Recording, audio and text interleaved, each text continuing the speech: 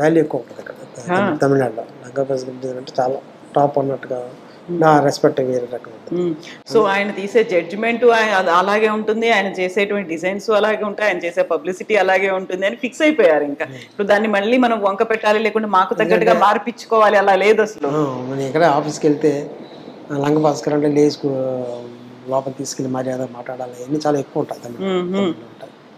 ఇప్పుడు ఏంటంటే younger generations మూడు మంది వచ్చేసారు. ఆ పాత డైరెక్టర్లు లేరు, పాత ప్రొడ్యూసర్స్ లేరు. ఇప్పుడు ఐటీ నుంచి కూడా మూడు మంది స్టూడెంట్స్ వస్తున్నారు. వాళ్ళు రకరకాల డిజైన్ చేస్తున్నారు, కొంతమంది చాలా బాగా చేస్తున్నారు డిజైన్స్. వాళ్ళకి ఒక డైరెక్టర్కి డిజైనర్కి సెట్ అయిపోకుండా వాళ్ళు అలా చేసుకుంటూ వెళ్ళిపోతున్నారు. ఇప్పుడు ఇదివరకులాగా ఎక్కువగా ఒక డిజైనర్కి ఇవ్వడం తగ్గింది. మన తెలుగులో ఉంది కానీ తమిళ్లో లేదు. తమిళ్లో వాడికి ఎవరు నచ్చితే వాళ్ళతో చేసుకుంటారు. సో ఇప్పుడు ఇది కేవలం మీరు ఒక పాజా లేకుంటే దీన్ని ఒక బ్రేక్ అని అంటారు, ఎలా చూస్తున్నారు దీన్ని? కంప్లీట్గా ఫుల్ స్టాప్ పెట్టేశారా? అలా అని ఏం కాదండి. ఇప్పుడు వచ్చిందంటే ఇప్పుడు మన సీనియర్ కేటగిరీలో వేసేస్తారు. ఏదంటే ఇక్కడ తమిళనాడు అంటే ఆయన సీనియర్, ఆయనకి ఎక్కువ డబ్బు ఇవ్వాలి, ఆయన ఎక్కువ డబ్బు అడుగుతారు, ఆ నేమ్ వచ్చేసింది బాగా. ఇక్కడ తమిళనాడు వచ్చేటికి ఏంటంటే లంకా భాస్కర్ అంటే ఎక్కువ కాస్ట్ చేస్తారు, ఆయన ఎక్కువ ఇంత చేయాలంటే మనం దాన్ని భరించాలి అన్నట్టుగా ఉండేవారు.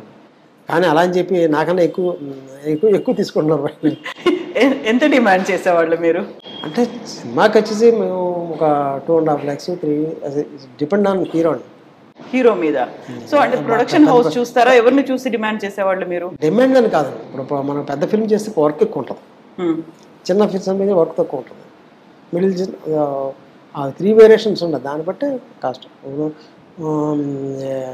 ఒక రజనీకాంత్ సినిమాలు చేసామంటే కనీసం ఒక 10 lakhs అని తీసుకోవాలి. వాళ్ళు కూడా ఇవ్వడానికి రెడీగా ఉంటారు ఆ టైంలో. తమిళనాడులో ఇస్తున్నారు. తమిళ్లో కొంతమంది ఏంటంటే పెద్ద ప్రొడక్షన్స్కి ఇస్తున్నారు. కానీ మన తెలుగులో వచ్చేటికి ఇంకా 1.5 lakh 2 lakhs లోపలనే ఉన్నారు. ఇప్పటికీ కూడా అలాగే ఉంది. సో భయం ఇక్కడ ఏంటంటే సినిమా ఎవరో మన భయంతో ఎవరో వాళ్ళు ఎంతకంత చేస్తుంటారు.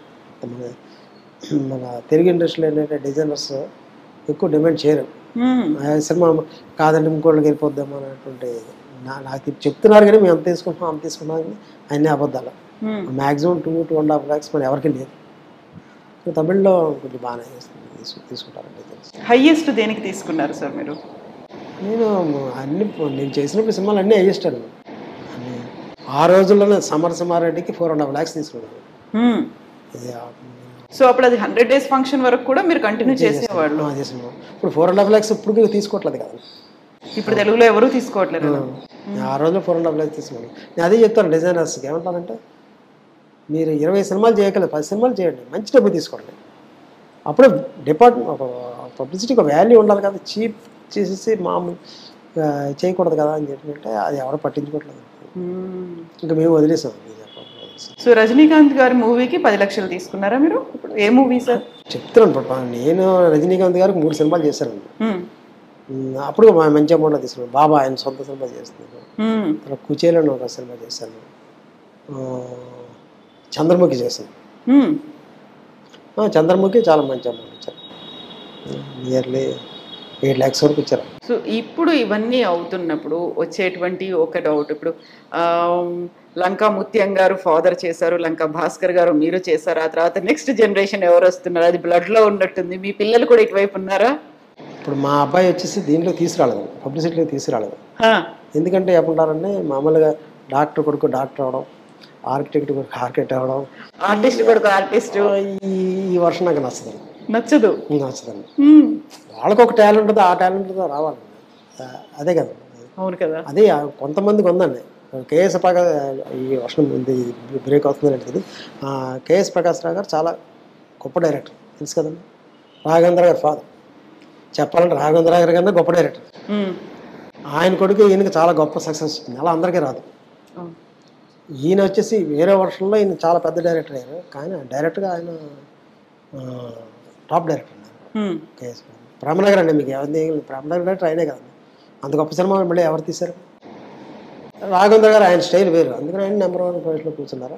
ఆయన వర్షనే ఇప్పటికీ రన్ అవుతూ ఉంటుంది. సో మరి మీ అబ్బాయి? మా అబ్బాయికి ఏంటంటే చెప్పంటారని నేను ఎడ్యుకేషన్ మిస్ అయిపోయాను. అది లోపల బర్న్ అవుతూ ఉంటుంది స్టిల్. చదువుకోలేకపోయినా అని చెప్పేసి ఫీలింగ్ ఉంటానే ఉంటుంది.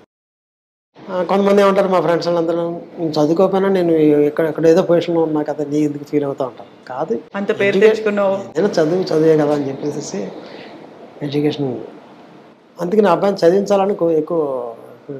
అలాగే బీటెక్ చేశాడు. అమ్మాయి కూడా ఆర్కిటెక్ట్. వాళ్ళిద్దరు వాడు కూడా ఈ క్రియేటివ్ సెక్షన్లో ఉన్నారు. అబ్బాయికి ఏంటంటే డైరెక్షన్ మీద ఇంట్రెస్ట్.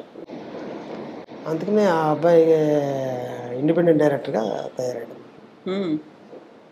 ఒక 10 షార్ట్ ఫిల్మ్స్ చేశాడు. ఇందులో ఒక షార్ట్ ఫిల్మ్ వచ్చేసి ఓమై అనే షార్ట్ ఫిల్మ్ వచ్చేసి, అసలు మా అబ్బాయి ఎలా ఎంటర్ అయ్యాడంటే, ఎడ్యుకేషన్ అయిపోయిన తర్వాత నేను జాబ్ చేయడం నాకు ఇంట్రెస్ట్ లేదు, నేను డైరెక్షన్ చేస్తానని నేను అదే చెప్పాడు. మీ రియాక్షన్ ఏంటి ఇమ్మీడియట్గా? చెప్తే అంటే తను ఒక 10 ఫోటోలు తీసి చూపెట్టాడు నాకు. ఓకే.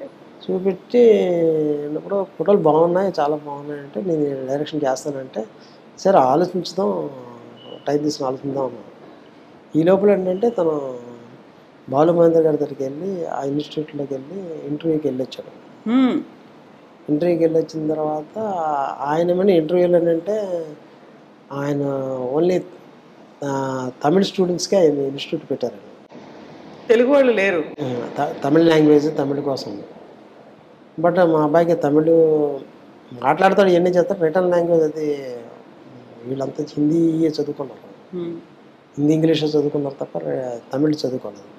తమిళ్కి ఇంకా ఎక్కువ ఇంపార్టెన్స్ ఇద్దామని చెప్పేసి అన్నారు. ఆ ఇంటర్వ్యూలో ఏంటంటే అవాయిడ్ చేద్దామని ఇంటర్వ్యూ చేశారు. ఆ ఇంటర్వ్యూ ఆయనకు బాగా నచ్చినప్పుడు అప్పుడు ఆయన నాతోటి, మీ అబ్బాయి డైరెక్షన్లోకి చేయొచ్చు, మంచి థాట్స్ ఉన్నాయి, బాగున్నాయి, మంచి లైటింగ్ సెన్స్ ఉంది, క్రియేటివ్ సెన్స్ ఉంది, చేయించాలి, మంచి డైరెక్టర్గా మీరు తయారు చేయండి అని చెప్పేసి ఆయన ఇన్స్టిట్యూట్లో జాయిన్ చేస్తున్నారు. తర్వాత ఆయన దగ్గర చేసినప్పుడు ఆయన చాలా ఇదిగా చెప్పేవారు అట్లా, అంటే నెంబర్ ఆఫ్ షార్ట్ ఫిల్మ్స్ చేయాలి, నెంబర్ ఆఫ్ వర్క్స్ చేయాలి, ఎక్కువ హార్డ్ వర్క్ చేయాలి, చేస్తే నీకు బాగా ఇంప్రూవ్మెంట్ ఉంటుంది అంటే అలాగే అన్నీ చేశాడు. డే అండ్ నైట్ చేయడం, దాన్ని చాలా బాగా ఇంప్రూవ్ చేసుకోవడం. చూసిన మాటల్లో 10 షార్ట్ ఫిల్మ్స్ చేశాడు. అవన్నీ కూడా చాలా మంచి హైలైట్స్.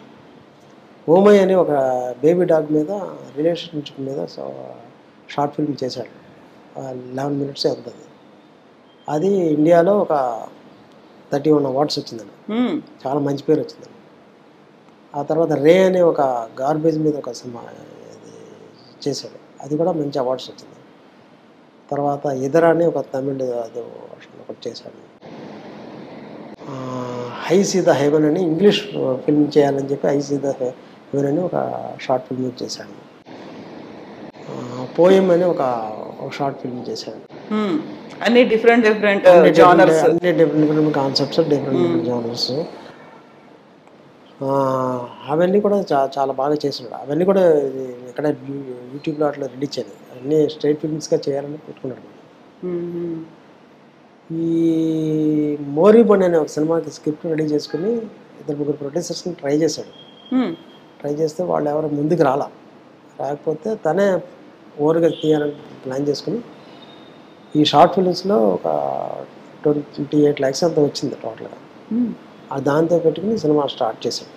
మోరీబన్ అనే సినిమా స్టార్ట్ చేశాడు. 90 minutes ఫిల్మ్. అలాగే మొత్తం కంప్లీట్ చేశాడు సినిమా. దాంతో స్టార్ట్ చేసి మిగతా ఫండ్స్ అంతా ట్రై చేసి తనే చేసుకున్నాడు. నేను ఇంటర్ఫియర్ అవ్వాలని చెప్పేసి, నువ్వు కష్టపడాలి, నువ్వు పైకి రావాలి, అదే చూసుకోవాలని చెప్పాను. తనే కష్టపడి సినిమా ఫినిష్ చేశాడు. అది ఇప్పుడు ఓటీటీలో రిలీజ్ చేయాలనేది ఒక ఉద్దేశం. Okay sir. ఇప్పుడు ఏంటంటే డిఫరెంట్ సబ్జెక్టులు ఒక 4-5 సబ్జెక్టులు రెడీ చేసుకున్నాడు. రెడీ చేసుకుని అది ఎలా చేశాడంటే, మీకు హిందీలో చేయొచ్చు, తెలుగులో చేయొచ్చు, తమిళ్లో చేయొచ్చు, అలా ఏ లాంగ్వేజ్లో చేసే విధంగానే స్క్రిప్ట్లు రెడీ చేశాడు. అందుకు ఫస్ట్ ఏంటంటే తెలుగు ఇండస్ట్రీ బాగుంది తమిళ కన్నా, తెలుగు ఇండస్ట్రీలో ట్రై